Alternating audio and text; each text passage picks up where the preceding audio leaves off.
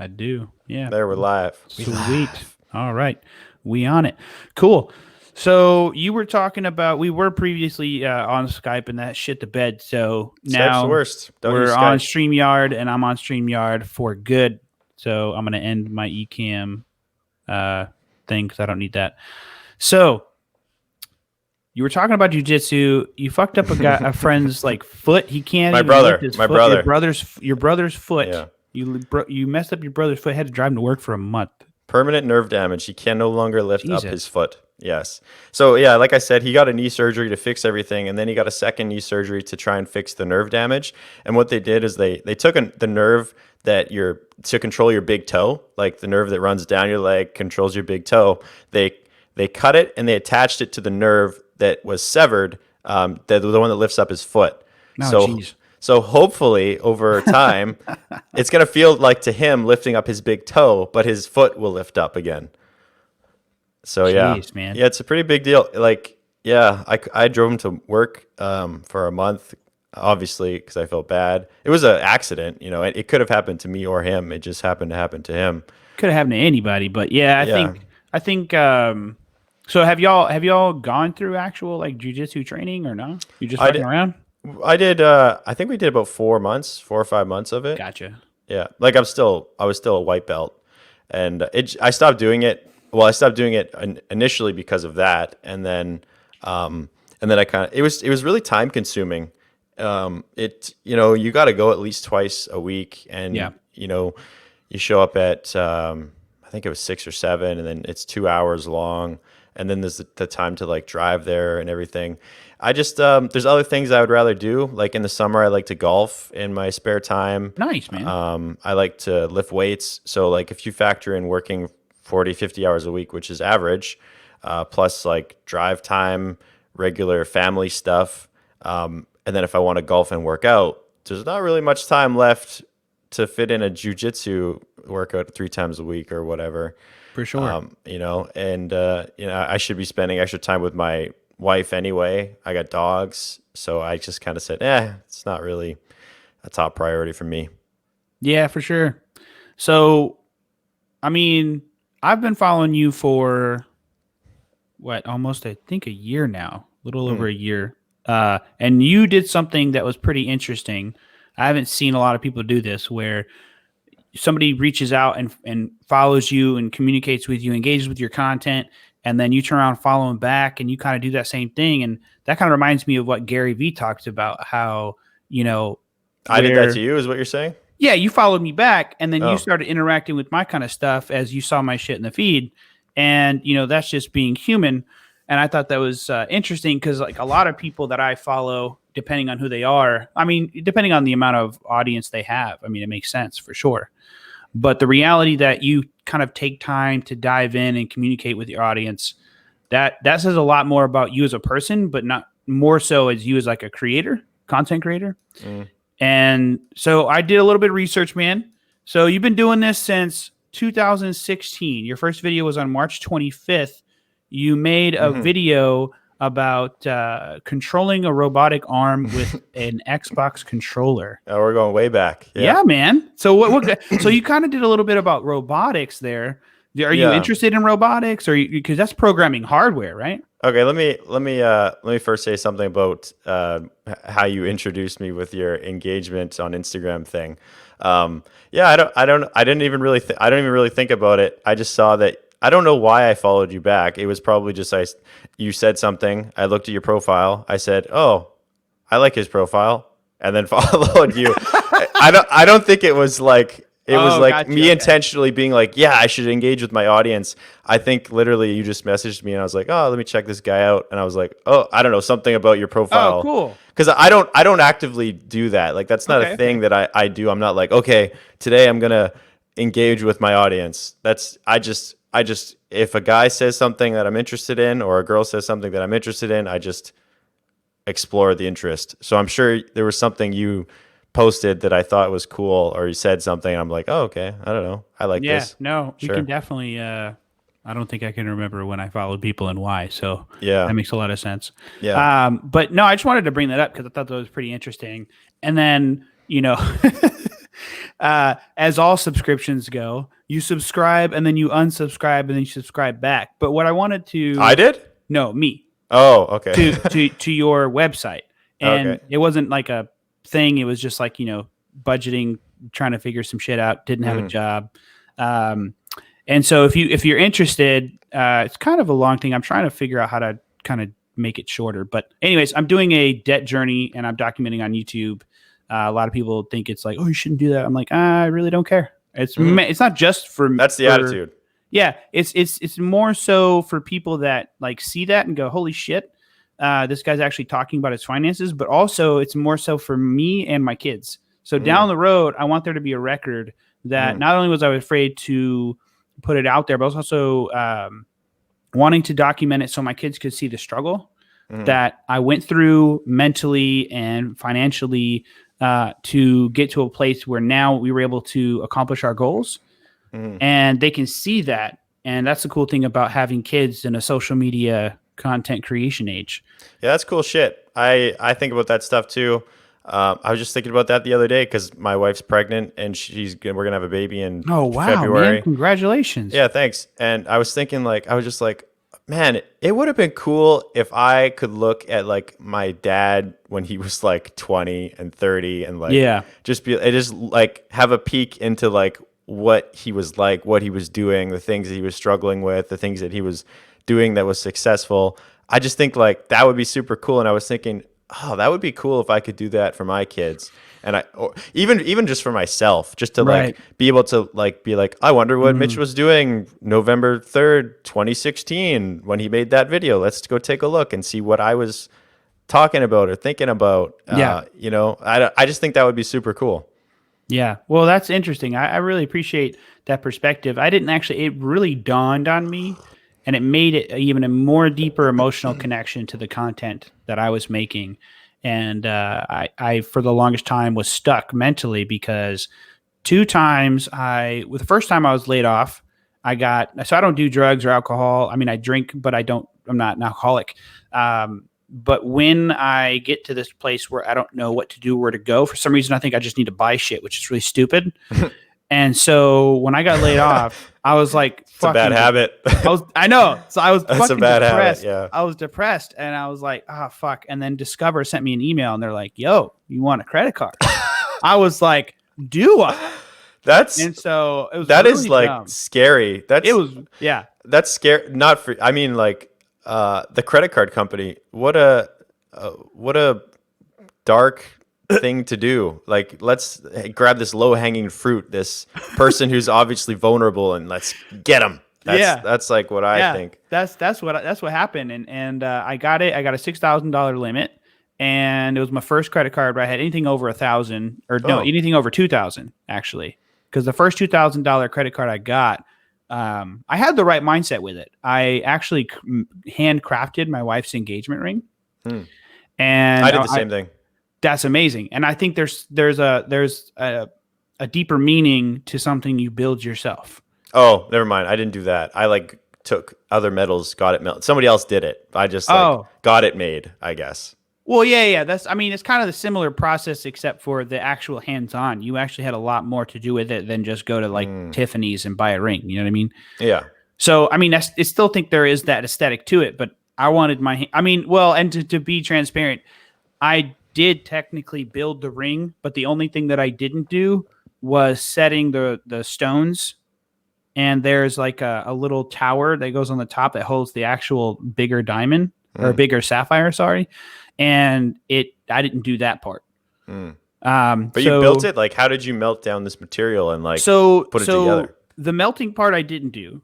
They come in like because the guy it was a class. I paid like $600-700 for the class. Did you put that on the credit card? Yeah. So, well, my whole plan, because I was working at the time, my whole plan was I was going to just use this card for this whole thing, and that was it. And I was going to get the points, and I was going to pay it off. And that's everybody's plan. Just don't plan to do anything like that with credit cards. And so then, so the ring came in these packets of just a straight line. It's just a straight melted down piece of white. I think it was white or something gold. anyways, so I had to actually use a machine to bend it. Mm-hmm. And so you just continuously bend it until it becomes an actual circle. Mm-hmm. Just got everybody. And so do you know you know Yeah. that game? Yeah. Just screwed everybody over. And so even more so because you can't put the finger in it. You got to do Yeah. that. I was just saying, like, yeah, we're virtual. I can't even. Can't do it. Well, I No. guess we got to have new rules, I guess, because Yeah, there technically needs to be virtual rules for this game. exactly. So once it became a full circle, I had to solder that shut entirely, and then I had to buff it. I had to drill the holes for the stones, and I had to do that. And then we sized it. Like the wife literally came a couple of days before, and we were just checking the place out. I don't know if anybody's ever been to Dallas, but it's the Dallas Makerspace. I hope to God it's still open now. You live in the place is Texas? amazing.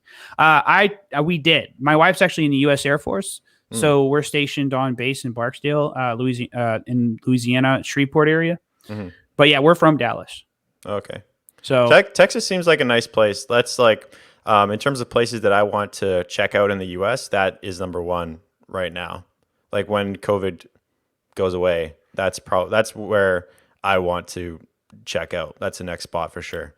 well, I can tell you Dallas is really awesome because there's a lot to do. Deep Ellum is a place that you need to check out. They have a place that's called Serious Pizza, and that pizza is serious, man. It's huge. It tastes great. It's just good stuff. Nice. So yeah, I mean that's pretty much what I did. Cool. The class and the materials and everything was like 1,500, and I probably got some extra odds and ends, but yeah, maxed it out, and I was paying it off until slowly but surely until I got laid off, and then it was funny because then after that, my wife and I was like, okay, well because we were trying to have fun, and she's never built a computer before, so I was like, cool, let's max out this card, let's buy parts and build a computer that she never used. She played like once, and it pissed me off. I was like, did you want this or not? Jesus. Yikes. And so I paid like $1,500 for it. We know how computer parts go, so I went to go sell it. I couldn't get anybody to buy it for anything, and I kept lowering the price, and I finally sold it at $750, and the guy's like, man, this is such a deal. I'm like, yeah, it is. whatever. Jesus. So yeah, but yeah, because that's good. That's good to know, because I actually didn't know you were married. Sometimes people have relationships. You don't know if they're actually engaged or married or girlfriend or whatever, but that's awesome, man. Yeah, I actually had something to talk about with that. Yeah, we just got married last year in June, but we've been together for 10 years, I think. That's awesome, man. Been a long time. So on that though, like how have you grown, if you don't mind talking about that? Like communication I know is huge. Admitting you're wrong. Oh, relationship stuff. Yeah. Yeah.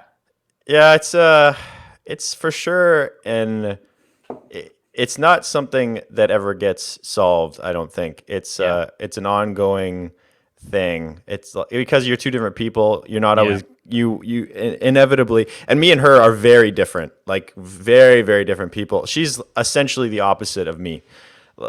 So it's inevitably you have disagreements, and so it's always like the most important thing is just like, I don't even know if like necessarily giving in to like the other person's train of thought is like the answer, but for sure listening to them, and sometimes even just and like non-judgment listening, like just listening. You don't even have to say anything a lot of the time, I find, and like that, just the listening tends to work out a lot of the issues. Yeah, you don't even have to say anything, which is like a very counterintuitive thing, but that's probably like the biggest, most important thing that I've learned myself is just because I'm a person who talks. I'm good at arguing. Yeah, I'm very like I can be overpowering. Like, especially if you think of a person who's opposite of me, she's like, quiet. She doesn't like to like be disrespectful. She doesn't like to say anything that's going to upset people. So like if she thinks something and I don't, and I think she's wrong, I win the argument every time, no matter what, just because she's like, I don't know, you could call it a nice, sweet person. Well, so my wife actually struggles with the same. It's people pleaser. My wife was a people pleaser. Yeah. Yeah. Same kind of thing. And so for me, I have to like step back and just like, Mitch, don't say anything. Just let it go. And I find that like resolves a lot of the issues by doing nothing, which is like a weird way to think of it. With my wife, and I've told her this since the day I met her because I love her family to death, but her mom not so much. But like her family did not actually, and this is, I don't know if this is just maybe everybody has their own family quirks, but like I realized that her parents didn't actually acknowledge that she had some communication issues, like in regards to speaking up, like saying what's on her heart, saying what's on her mind, and actually saying something when she feels she needs to, but she doesn't know how to say it. And nobody would talk about that because she kind of came from a religious kind of family, and not that she was purposely suppressed, but it was sort of like, I don't know, kind of not verbally said, if that makes sense. Yeah. Like it was kind of a male dominated family, and her grandparents, her grandfather comes from Venezuela, and her dad just has a very strong headed personality. And you got to really kind of, so it was funny because asking for her hand in marriage to that guy, my God. What was he like? He's a scary guy, I guess. That's the thing, like an though. Intimidating guy. Not really. Like at first, you might think that, and he can come across that way. And we've actually got into a scuffle that made me do something that, like a physical fight. It didn't turn physical. It almost got that way. And I'm not saying I would win it ever. Obviously, I would have been pummeled for sure. But I mean, that's not the point. The point was I was actually defending her mom's honor in that situation. So as funny as that is, no, it's just, her parents got divorced, and, her dad was the one that was fault. And, I'm not going to go too deep into that, but the point with that is that like they never acknowledged her inability to speak up. And so when I noticed that, ever since I started dating her, I was like, listen, like if you don't want something, especially when it came to like talk about marriage, because she talked about it first, all that kind of stuff. And I've always been the one that did that. So it was pretty interesting. And we knew what we wanted. So we dated for a year, and then we married, and we've been together for 4 years next July. So like, since the day I met her, I've always said, like, look, I care about how you feel. I care about what you want. Like, it's just because I may react a certain way for some things doesn't mean that you can't. Like, despite I'm a human being, so I'm going to respond how I feel. I'm going to, do that kind of stuff. And then we have to kind of like come together and talk about it and find a happy medium, if you would. And so she would finally start speaking up, and then she would kind of like get upset and blow up. And I'm like, don't do that. Like, you have to, no, she wouldn't say anything, and then she would blow up. And I told her, I was like, don't do that. Like, let's say what you want in the moment. Even if we get into an argument, like that's fine. Like, we can always grow, and we have. I used to raise my voice a lot because I grew up in an environment where that was the norm. You did that, yeah. Yeah. Well, the parents, like my mom and my dad, and I love them to death, but that's kind of what they did. Get loud. Yeah. And, and there was, some stepdads didn't handle themselves properly, and there was abuse in that. And so moving from that, growing as a person and as a husband in marriage, like that is something where you really have to dial that stuff in quick. Yep. Because otherwise it becomes bad habits, and then you're conditioned and all this other stuff. So we got a dog, and I would always get really mad and yell at him and stuff like that. I used to be that guy that you would call an asshole. And not anymore. I wouldn't call you an asshole anymore, is what you're saying? Like, now I'm not that kind of person. Okay. Like, if you saw me when I would be doing things you would call somebody an asshole for, I'm not that kind of person anymore.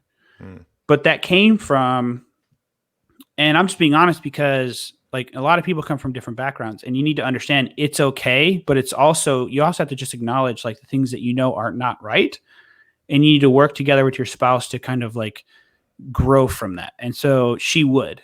And when we get in arguments, I would raise my voice just because it was programmed in my head. And I said, hey, look, if you don't like that, then this is what I need. I need you to tap me on the leg or the shoulder or whatever when you start noticing my voice going up. Going up. And I said, that's what I need. She started doing it, and slowly but surely I stopped doing that. And now I don't do it much at all, ever. The only times I ever do it is when I'm actually really upset. But even then, I'm getting better at it. So, it's even with the dog, yelling at the dog, stuff like that. These things, like, people can grow from them. Like, you're not stuck where you were.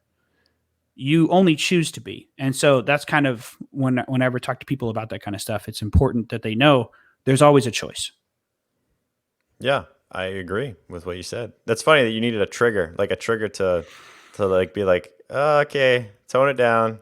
But I guess you get heated up and then you can't think so good. So Yeah. Well, I also had to make a conscious choice that I want to grow in communication with my wife. Like, I want us to communicate better because you can't solve anything. And then we started going to counseling early because when we couldn't communicate. So at this point, it wasn't like we weren't talking to each other. It was like I was saying something, she was saying something. We weren't yelling, but we just couldn't get across what we were trying to say to each other. And so I was like, well, I was the first one to suggest, why don't we sit down with a counselor? We're in the military, so that's free. So nice. I was like, sweet. So let's go sit down. Let's talk to somebody, utilize that resource.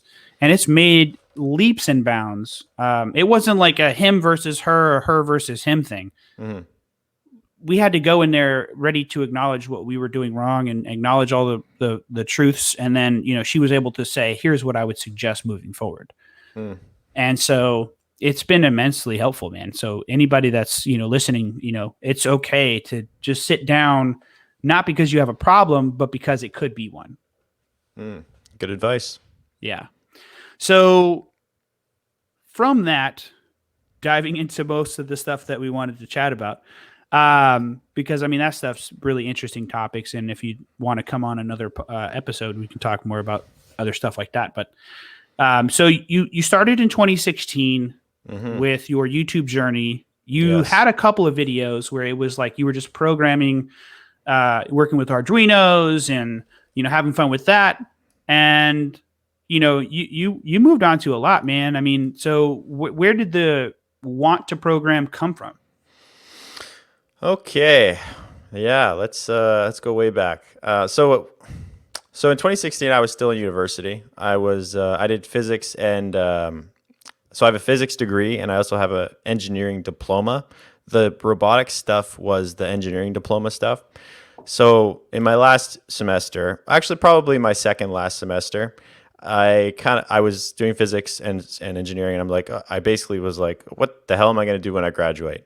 What is the job that I'm going to go do? And I thought about it and I'm like, I don't know. I really didn't know what to do. And I had taken I'd taken 2 Java classes and a bit of Python, like one sort of like maybe half of a class of Python. So not much. Though I say half because in that class we had 2 projects. One of them was a Python project. One of them was a project with a software called Mathematica, which isn't really programming. It's like mathematical modeling. Yeah. So anyway, I have a bit of programming. I always really liked programming. Like in all of those classes, I always was like, I looked forward to it. I loved it. It was fun. I did well in it. In my physics classes, I became the guy who the physics students would come to for their computer programming problems. Like everybody had to take at least, I think they had to take those 2 for the physics degree. That's why I took those 2 programming classes. And I became the person who people would be like, I don't know how to do this programming thing. Go ask Mitch. Just because I enjoyed it. So I was the guy. So I knew I liked it, but I always thought computer programming was just like, I don't know. I didn't know anything about it. I didn't know anybody who was a software engineer. All of my family were small business owners, blue collar people. So I didn't really think like it was a good career. I saw nerds and people who looked like they just like the people who were in the computer programming classes to me looked like people who liked to play games and didn't like to get off a computer. So that's the class that they chose. That's like what I saw. I didn't know it was like a good career. So I never really pursued it. Otherwise I probably would have done computer science.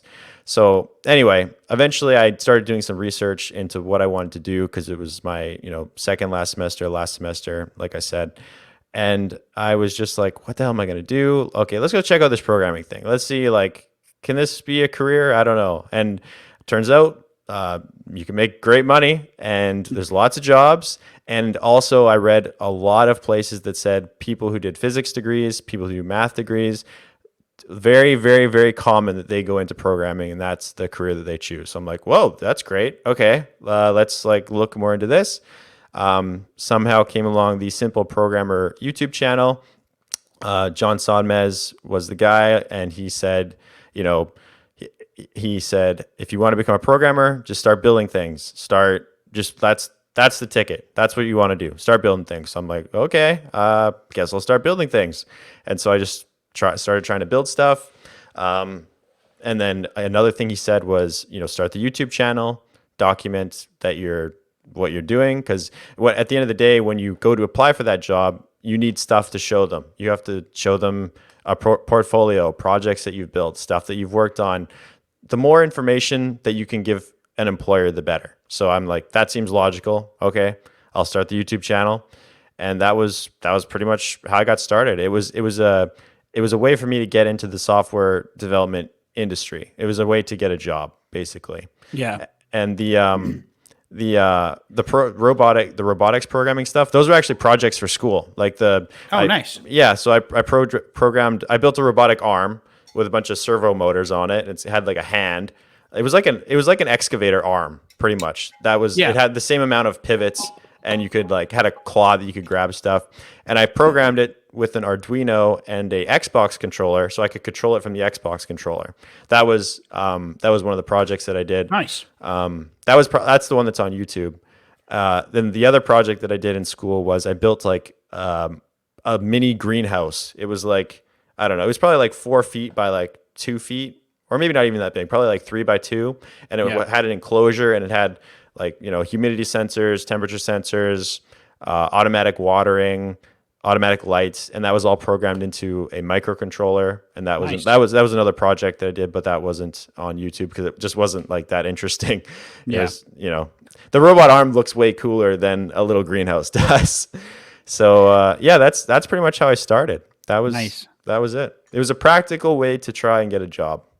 That's interesting because I've found through all the different types of people that do content on YouTube. And one thing that I wanted to mention though too about your content is one of the things that kind of was an epiphany for me was your content is not just focused on say Firebase. You've done some things with Firebase, but I didn't realize why the content was kind of all over the place until I understood that a lot of what you do is real applications. Yeah, that's all I do. So yeah. So I don't know. I just don't get much joy out of building a beginner course on showing data in a list, beginner course on how to build a UI. I don't think it's fun, and I don't think it's very useful either for a engineer. Yeah. I think the most useful thing an engineer can know is to get a full picture of how to build something real. So that means building the back end. How do you host your server? How do you set up your server? How do you set up a database on your server? How do you do all of the management stuff on the server? So there's and then how do you build your app to talk to your server? So through some kind of an API. And then there's the app. So then there's all the back end stuff. Then you got to build the app, which is a whole different bag of things that you have to learn.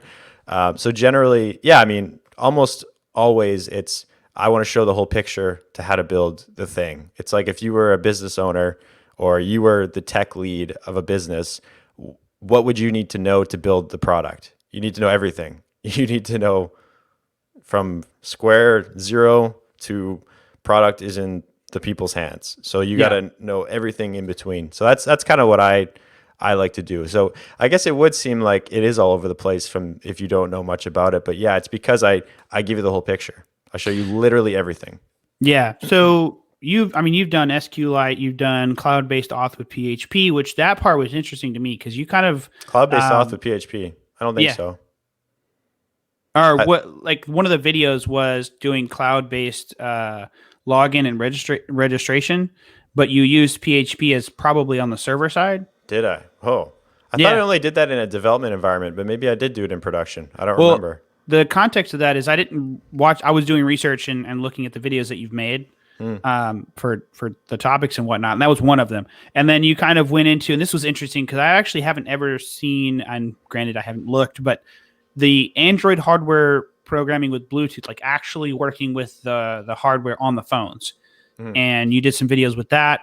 And one thing that all the old stuff. This is all the old stuff. This is like at least 3 years ago. Yeah. I'm noting that for those listening, that if you're looking to get into programming, like, it depends on what you're trying to do, but you need to subscribe to a lot of different people that do a lot of the content so you can understand where it fits for you. But the reality, though, is you also need to understand that having a real world application, like if you were to build some of the stuff that Mitch has on his channel, like those are real world applications. That's what companies are doing. They're working as real as it gets. Yeah, they're working with SQL, mainly SQL, actually.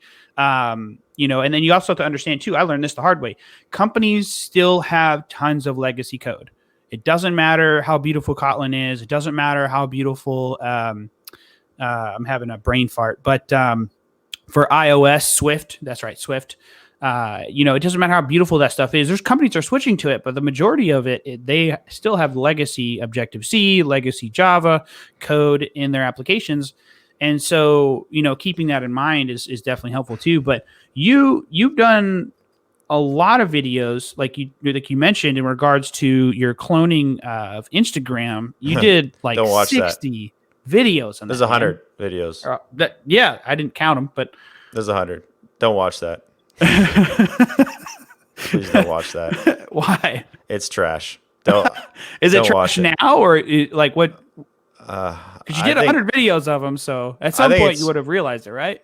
No. Well, I think like when I built that, it was I don't know. That was very early in my YouTube career. What I did when I built that is I woke up every day with no plan, turned on the camera, and like, okay, what am I going to build? What part of the app?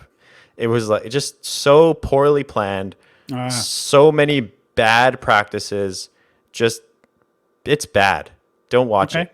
You don't want to take skills from that course and apply them to your life. I understand. You will not. Employers won't think the things you do are good if you watch that. I do think, though, it's a good example of like the reason why. Because the thing is, people don't know. People starting YouTube channels, people getting into coding, they don't understand. They don't know what they need or don't need. I'm learning a ton because I'm working on a nonprofit right now to provide, information about politicians or, candidates that are running for office. Not like news, not like just the pure, like, this is the person's name, this is who's running, this is their campaign website, this is where you can find out what they believe on these issues. And really give people a platform where you can like just go look for that information. Otherwise, you're looking for, the 5-minute newsreels, and that's not helpful at all. That's something that Aiden has actually jumped onto with us. So that's pretty awesome. Oh, cool. Yeah. I'll send you the info so you can check it out. We're trying to get people to like test it. So if you're interested in like just testing it and checking it out, that'd be cool. So what, you built an app or? So we're working on it. Like we're literally in the planning stages. Oh, okay. We literally just started this like a few weeks ago. Oh, okay. And it was originally just going to be me, an iOS developer from another company. So I was actually going to start this whole thing, and I still may in the beginning when I do the editing. I recorded your latest podcast with Android Tech Lead. I forget the guy's name. Adam Bennett. Yeah. That was a great podcast. I enjoyed that. Adam's a cool guy.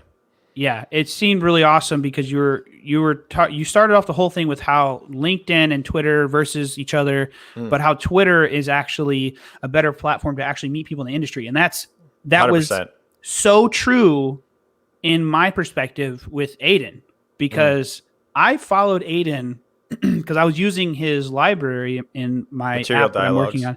Yeah, Material Dialogues in Keep, my recipe app that I'm working on.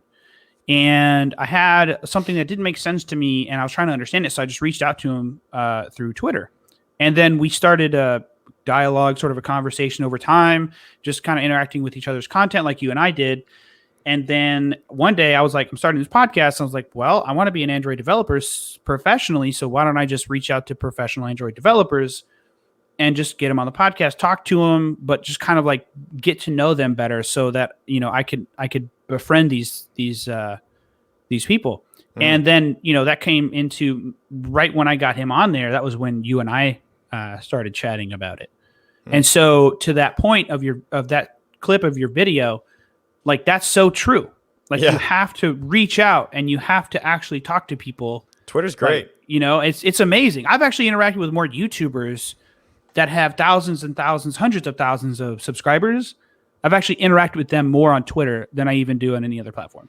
Yeah. Well, the comments, we just get so many comments. I really don't respond to almost any. I read probably all of them, but it's more like I just scan. And I look like if somebody says something that I think is actually interesting, or like they have I don't know, for whatever reason, they get me interested, which is not likely. Right. I might respond, but with Twitter, if somebody tags me, I'm definitely going to read it, and I'm probably going to respond to it. I don't know why.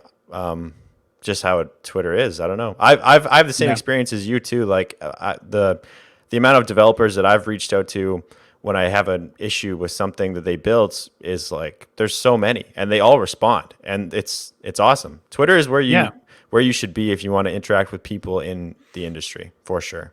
Yeah, I definitely agree. I actually was able to Medium. I don't know if people read that, but it's a very large. Oh yeah, people read it. Oh yeah, people do. But what I meant by that was I was looking because you're reading through articles trying to find an answer to a problem you're having and trying to find how do I do this, that kind of thing.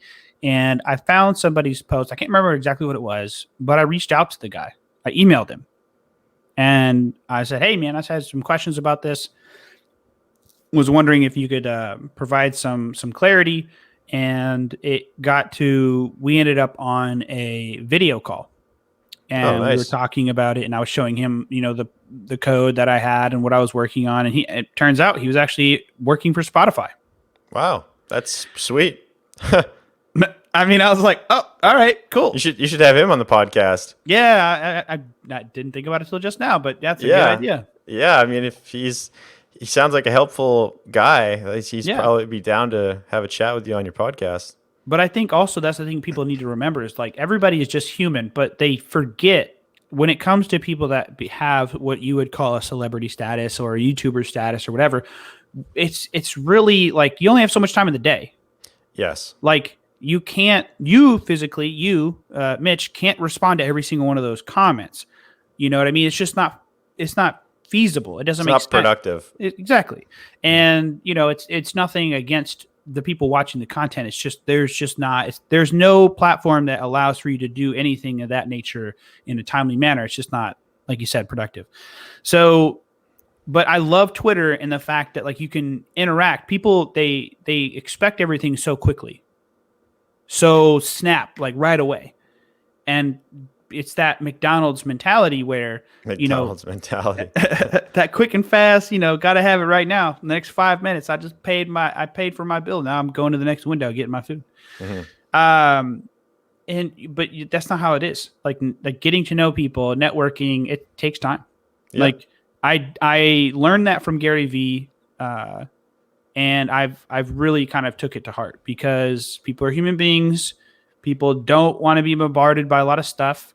But if you grow a relationship and, like he has a book called Jab, Jab, Jab, Right Hook. I think I read that one. Yeah. And that's kind of what that's about. It's like provide value a lot until you get to the point where, there might be an opportunity where you could ask. Mm. And it's like provide overwhelming value so that people feel guilty and they'll just give you money, basically. Pretty much. Yeah. And so on that business topic or transitioning, if you will, when did you start your own business? Well, I mean, technically, I guess. Okay. So I started the YouTube thing, and then I did get a job after university. I was an analyst for a company. I wasn't a programmer.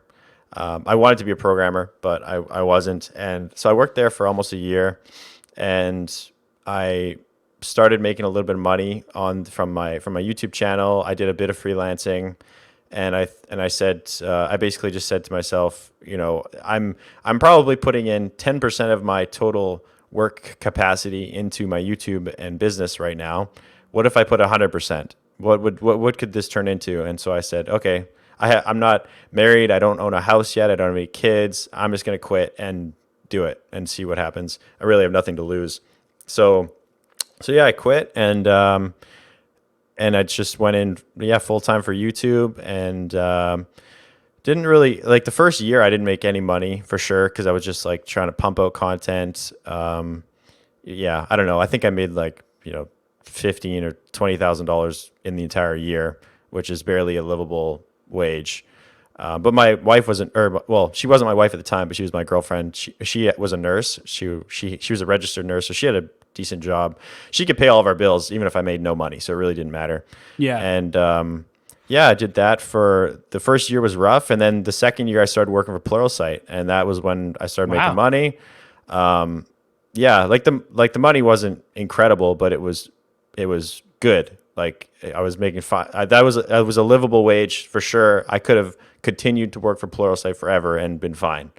So what is that? Like, is that just a Pluralsight site? Yeah, pluralsight.com. It's mostly a technical content website. So I get contracted as an author. I'm not employed by them, but I do contract work and I build courses. So basically I had like a manager there, and they would come up with topics and say, hey, Mitch, we need like courses on this scope of things. And I'm like, okay, I'll do that one. And then I build out a course, and there's a whole process of like they have like a very strict criteria on what the courses are going to look like, which I hate because I like to just do my own thing. Yeah. Which is also why, like, one of the biggest reasons why I stopped doing courses for them was because they put you in a box. They force you to go into the Pluralsight box and build your courses the Pluralsight way. And I think the Pluralsight way is a shit way. So it's very like, I don't know. If you're a creative person and somebody tries to tell you to do something, it's pretty, it's like, it doesn't work. So one course, basically they told me that they were going to pay me less. And then I quit because I was like, okay, you're gonna try and pay me less when I have a YouTube channel that I funnel to your website. I build like awesome courses. I have like 4 or 5 star ratings in every course, and you're gonna try and pay me less? No, wrong. Bye. But yeah, and then so that was when I built my own website, codingwithmitch.com. And that was the best thing I ever did because now I make more money. I have complete control.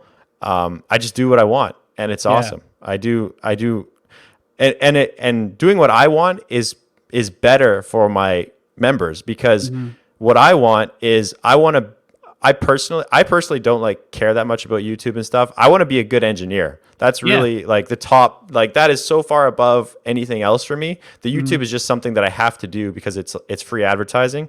Oh yeah.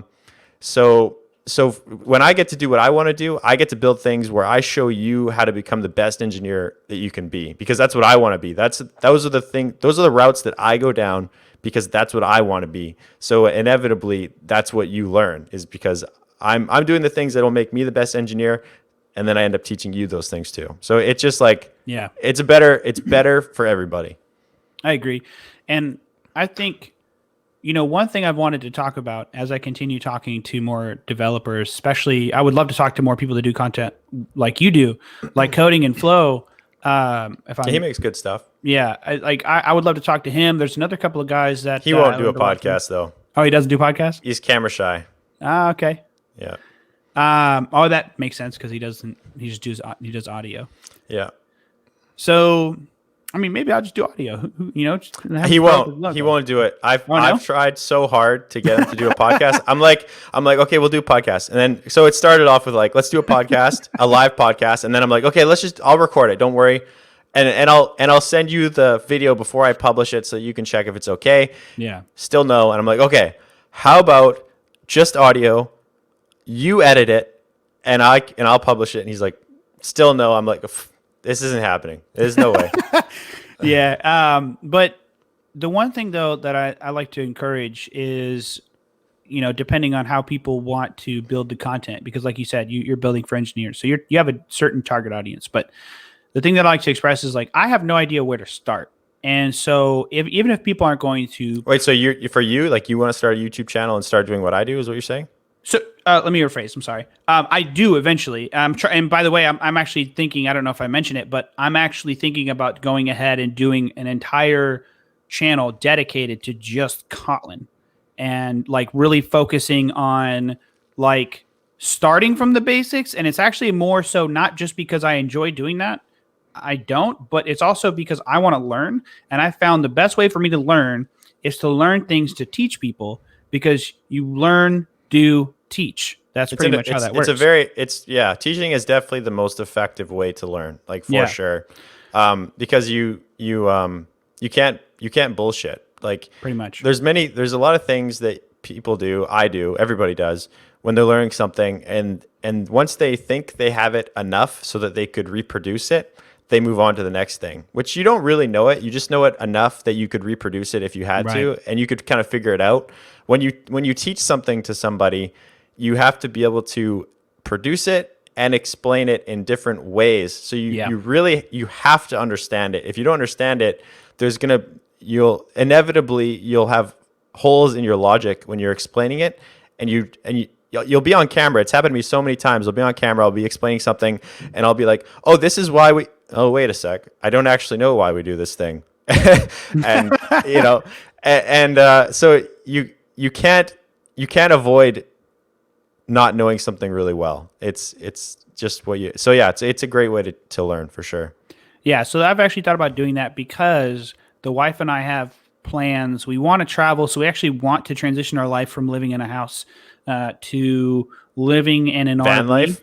Like pretty much, yeah. We wanted to do van life, but one of the main reasons was because we wanted to. Because I have family on kind of all sides of the country, and I've never been to Canada. So I mean, if COVID lets up, don't come in the winter. Winter sucks. Yeah, it's cold up there. Come in the summer. The summer's like if you come, especially I think Vancouver's the nicest place to be in Canada. Like that area anyway, like the Lower Mainland. Mm-hmm. Don't come in the winter. Come between June to mid September. Even July to mid September, and you'll have a great time. The weather's awesome that time of the year. The wife loves fall, so like. Oh yeah, if you like fall, so October's fine. We would want to come like when things get cold enough to where it's like really fun to have bonfires and shit like that. Oh, I mean, you could have bonfires like it gets cold at night all year. So. Oh, nice. Yeah. So one of the main reasons though with that is I've had so many issues, like the way that I think, the way that I process, and this is something where, so a little tidbit, and we'll get along here because I know you got to go soon. Yeah, I'll just check my phone here. Masculinity, when it comes to like men, like dealing with shit in the real world, not a lot of people talk about the reality, which is like, men need to be able to like understand like what it is to what is masculinity today. You know what I mean? Like we're not hunter gatherers. We're not. Like, that's not what we're doing. Like, you can hunt. That's the thing. I'm not saying people don't do that, but, like, that's not how we generally get our food. We can go to the grocery store. You know what I mean? And the next thing is, like, okay, so we're both married and we're going to have kids. So it's, like, because of my upbringing, like, my father was struggling with drug addiction and alcohol. And he was an alcoholic, but he's not that anymore, thank God. And we have a great relationship now. But because he was not in my life, like, I'm growing up as a husband, trying to like, I have questions sometimes or things come up and I'm like, oh shit, I don't know how to handle that. I just read a great book actually. Don Felker recommended this to me. I'll recommend it to you. Let me just find the name of it. Nice. It was great. It was about being a parent and like how you should be, I guess. It's called The Collapse of Parenting. I thought it was a great book, and Don is already a dad. Obviously, he's got 2 kids. I think 8 and 9, or 7 and 9, or something. Yeah. And he says this book is like bueno. It's like spot on for, I guess, I don't know, raising good kids and good, happy, healthy kids. That's awesome. Yeah. Yeah. I mean, because that's another thing. Like how, and I've struggled with this. Because talking about the anger stuff earlier, it's like, does it mean you're a man if you're an asshole?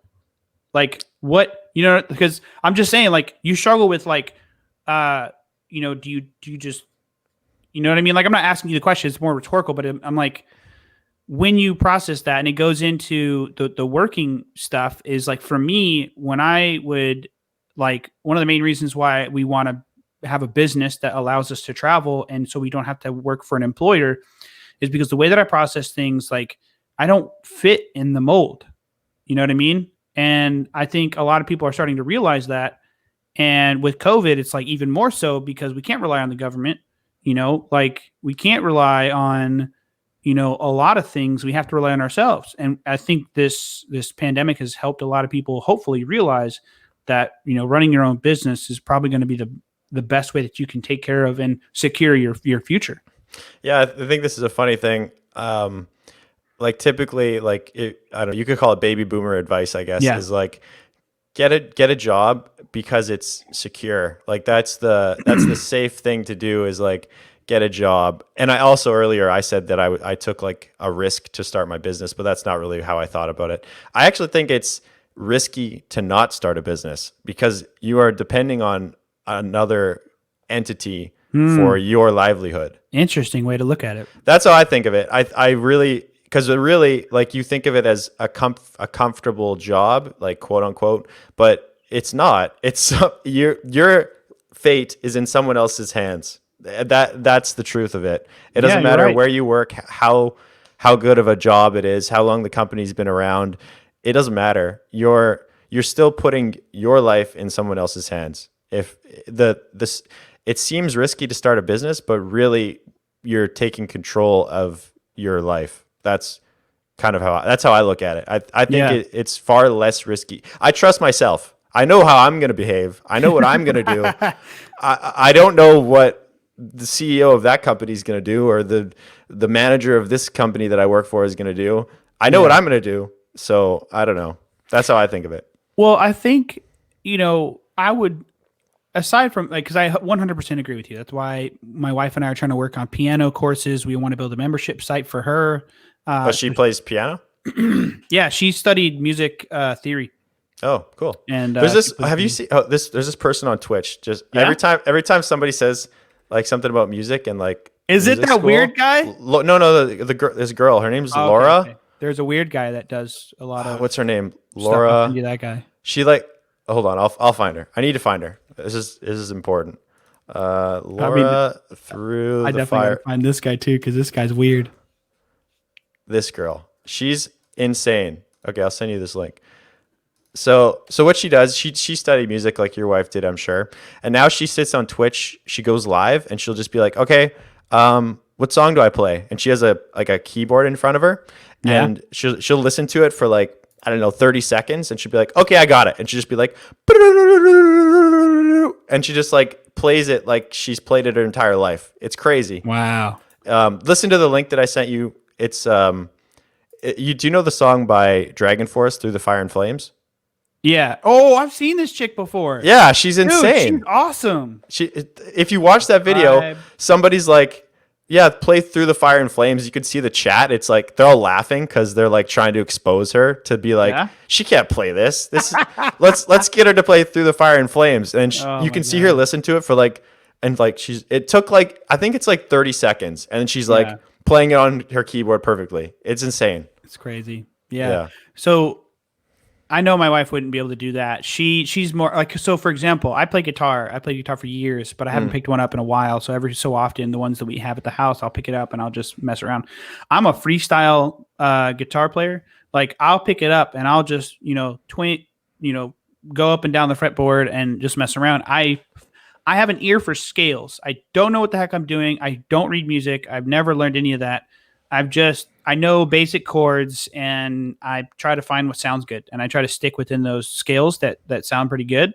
And then when I get in there, I just try to find some stuff, and then power chords with like electric guitars and stuff like that. And then with pianos, I don't know really well at all. I kind of go to like 3-finger chords, 4-finger chords, and I try to like find that scale, and I just try to like mess around and play. Like, I'm not playing any song at all. I wouldn't be able to learn a song like that, but that's the stuff that I really enjoy.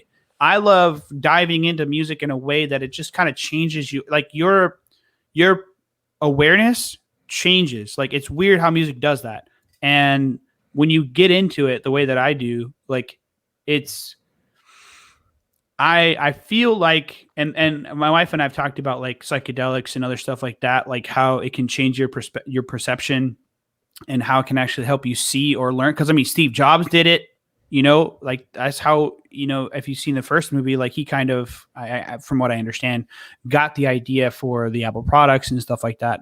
But like, and anybody in history that has had like a lot of or renown in regards to whether they are scholars or whatever, whichever, like they have actually changed their state of consciousness, whether through psychedelics or any other type of way, and they've had some epiphanies and some really cool stuff have come from that.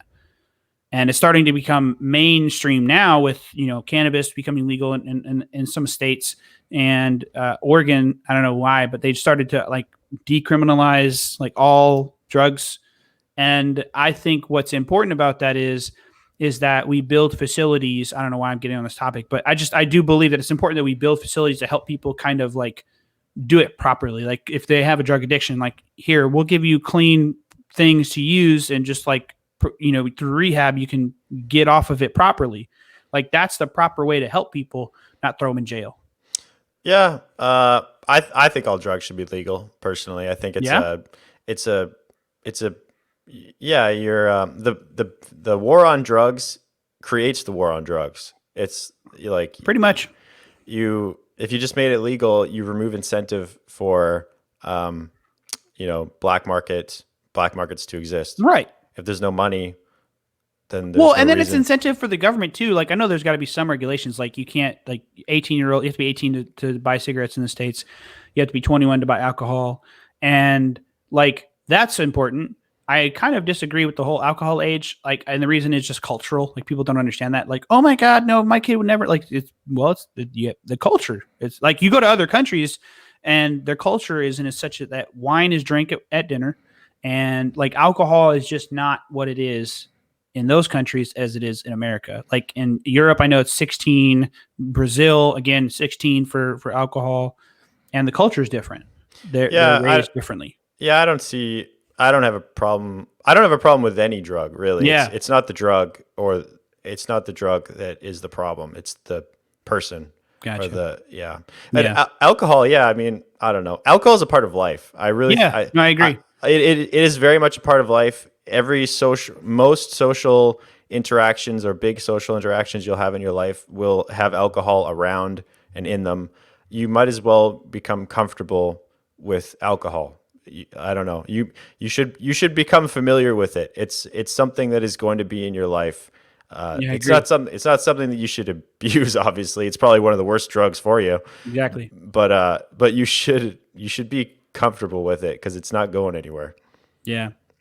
So we've hopped around. I know you got to go soon. Let me know if you actually now. Yeah, I mean I should go. Yeah, because it's I should have gone 15 minutes ago.